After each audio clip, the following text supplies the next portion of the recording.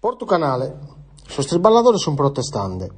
Sono andato a criare sul presidente della regione Sarda, poi di mandare un azudu.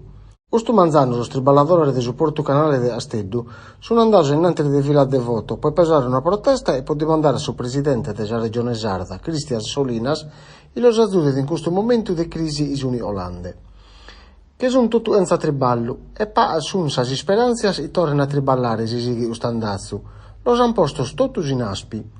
Amus inteso los triballadores e sun tristos, puita da esa regione non han tentu usiderio da su 2017, da ando es cominciaus a bolottu. Ha istionau a numene de totus Danilo Agus, e nos ha ontau su eren di mandare a Solinas. Puita se zisina bolottu? Su weekend deve essere ricciuso del suo presidente della regione, che non si vuole di vai carico di questa avvertenza cosa nostra. Non si arricciti. Io ho ascoltato questa assessoria a Sindustria e sanno che si arricci questo mericcio estresi, però si da fare piacere che è stato il suo presidente della regione a si pone avanti a questa avvertenza cosa nostra, potrai avere questo porto del mercato internazionale e potrai a poco traballo buonoso e poi tutte queste società che non possono andare avanti che è un mercato come questo. Da quanto tempo si è seguendo questa guerra? Questa guerra è iniziata da ora, io ho saputo in casi su 2017.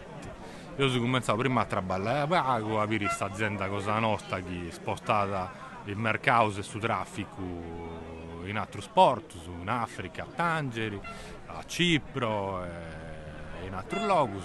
Poi sono venuto in cassa integrazione e poi sul mese di settembre sono disoccupato e sono su Naspi. Se disinsisetto i Borisoro vanno a qualche cosa?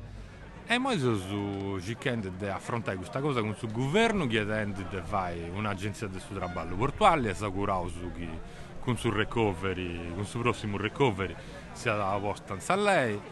Questa cosa si ha da un pago subito. Però su chi si serve di un operatore internazionale che possa tornare a lanciare il suo Porto Canale sul mercato mondiale.